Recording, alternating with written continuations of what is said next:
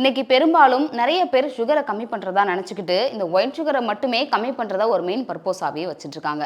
இந்த ஒயிட் சுகர்னா என்ன? ஒயிட் சுகரை பயன்படுத்தலாமா வேணாமா? அப்படி எல்லாருமே டேஞ்சர்னு சொல்றாங்களே, இப்படி இந்த ஒயிட் சுகர்ல என்னதான் இருக்கு? ஒயிட் சுகரை ரீஃபைன் சுகர் அப்படின்னு சொல்றாங்க. இந்த ஒயிட் சுகர்ல குளுக்கோஸ் மற்றும் ஃப்ரக்டோஸ் அப்படிங்கிற ரெண்டு சிம்பிளான சுகருமே சேர்ந்து சுர்கோஸ் அப்படிங்கிற கார்போவா மாத்துது. இந்த கார்போவை நாம ஏன் எடுத்துக்கிறோம் அப்படின்னா, இந்த கார்போவை நாம எடுத்துக்கிறதுனால நமக்கு உடனடியான ஒரு எனர்ஜியை ஒரு நம்மளோட மைண்டுக்கும் உடம்புக்கும் கொடுக்குது. இந்த ஒயிட் சுகர் நம்ம குடலுக்கு போயிட்டு ஃப்ரக்டோஸ் தனியாகவும் குளுக்கோஸ் தனியாகவும் பிரிஞ்சு மோனோசக்ரைட் அப்படிங்கிற ஒரு சிம்பிளான சுகரா மாற்றி அப்புறம் தான் பிளட்ல கலந்து இந்த ஆக்டிவை நமக்கு கொடுக்குது. சரி, நல்லது தானே, இது எனர்ஜியை தானே கொடுக்குது. இதுல என்ன டேஞ்சர் அப்படின்னு பார்த்தோம்னா, நாம எடுத்துக்கிற அளவுங்கிறது ரொம்ப முக்கியம். ஏன் அப்படின்னா, நம்ம ரெகுலராகவே நம்ம எடுத்துக்கிற எல்லா உணவுகள்லையுமே இந்த சுகர் கண்டென்ட்ங்கிறது கண்டிப்பா இருக்கு. நம்ம கார்போவா எடுத்துக்கிற அரிசியா இருக்கட்டும், இல்ல காய்கறிகளா இருக்கட்டும், இல்ல பழங்களா இருக்கட்டும், ஏன் நம்ம மார்க்கெட்ல வாங்குற ஒரு புளிப்பு பொருள்ல கூட இந்த சுகர் ஆடட் அப்படிங்கிறத நம்ம பார்த்திருப்போம்.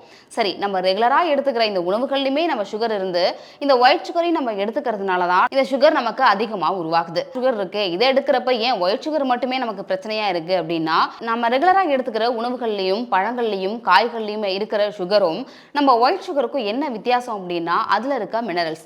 இப்போ ஒயிட் சுகர்ல பார்த்தோம் அப்படின்னா, ஒயிட் சுகர்ல சுகர் கண்டென்ட் மட்டும்தான் அதிகமா இருக்கு. தென் காய்கறி பழங்கள் நம்ம அன்றாட எடுத்துக்கிற உணவுகள்ல பார்த்தோம் அப்படின்னா, சுகரோட சேர்ந்து அதுல இருக்க மினரல்ஸ் விட்டமின்ஸ் அதோட சேர்த்து நம்ம சாப்பிடுறோம்.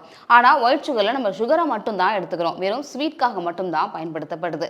மார்க்கெட்ல வாங்குற நம்ம அதிகபட்சமான பொருட்கள் எல்லாத்துலயுமே இந்த ஒயிட் சுகர் ஆட் பண்ணியிருக்காங்க. நாம ரெகுலரா சாப்பிட்டுட்டு இருக்க இந்த ஃபுட்லயுமே சுகர் இருந்து நம்ம ஒயிட் சுகரையும் நம்ம அதிகமா எடுத்துக்கிறதுனால தான் அதை டேஞ்சர் அப்படின்னு சொல்றாங்க. சரி, இந்த ஒயிட் சுகரை சாப்பிட்டாலே டேஞ்சரா அப்படின்னா அப்படிலாம் கிடையாது. நம்ம எடுத்துக்கிற அளவை பொறுத்து தான் இருக்கு. நம்ம அன்றாட வாழ்க்கையில நம்ம எந்த அளவுக்கு பயன்படுத்துறோம் அப்படிங்கறத பொறுத்து தான் அந்த ஒயிட் சுகரை எடுத்துக்கணுமா வேணாமா அப்படிங்கிறது இருக்கு. சரி, இந்த ஒயிட் சுகரை நம்ம ரெகுலரா எடுத்துக்கும் போது இன்சுலின் அதிகமா சுரந்து இந்த குளுக்கோஸ் ஃப்ரக்டோஸ் அப்படின்னு பிரிஞ்சு நம்ம ரத்தத்துல சேரும்னு ஆல்ரெடி சொல்லியிருந்தோம் இல்லையா? இந்த பர்பஸ் நம்ம அடிக்கடி நம்ம குடல்ல நடக்கும்போது இன்சுலின் ரெசிஸ்டிங்கா மாறிடும். இதுதான் டயபெட்டிஸ் அப்படின்னு சொல்றோம். சுகருக்கான ஸ்டார்டிங் ஸ்டேஜ். ஸோ இந்த ஒயிட் சுகரை பயன்படுத்தலாமா வேண்டாமா அப்படிங்கிறது ஃபர்ஸ்ட் நம்ம அந்த சுகரை எடுத்துக்கிற அளவை பொறுத்தது. இன்னொன்று, நம்ம அன்றாட வாழ்க்கையில நம்ம ஃபாலோ பண்ற உணவு முறைகளை பொறுத்தது. அன்றாட வாழ்க்கையில நம்ம எடுத்துக்கிற உணவு முறைகளை பொறுத்தது.